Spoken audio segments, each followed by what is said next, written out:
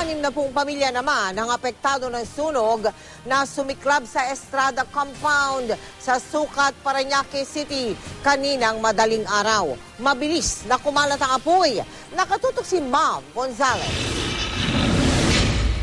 Wala mang naisalbang gamit, laking pasasalamat ni Baby Jane na nabitbit niya ang mga anak na sina Junel at Janice matapos masunog ang Estrada Compound sa Sucat, Parañaque City. Kasi kami, binitbit namin ang anak namin. Basta ang mga anak ko, ito, malibre ko.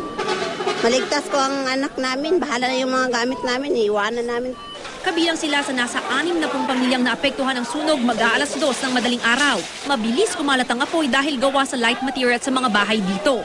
Ang mga residente, tinimba na lang ang tubig para makatulong sa mga bombero. Yung katabi pong bahay namin, bali may diferensya po sa pag-iisip. Yun po ang pagkakaalam ko na nangyari na nagsindi po siguro ng apoy. Talagang natutupok na apoy yung sa kabilang bahay namin, sa tabi po namin. Bahagyang nalapnos ang balat ng ilang nasunugan. Tinatayang nasa ₱250,000 ang halaga ng natupok na ari-arian. Medyo nahirapan tayo kasi nga alam naman natin yung kung squatters area, yung mga obstruction, yung mga tao. So nakaka-block sila ng mga daanan ng truck. So kaya medyo natagalan tayo mag-lay ng hose. Bago mag-alas 4 ng umaga, tuluyang naapula ang sunog. Mav Gonzalez, nakatutok, 24 oras.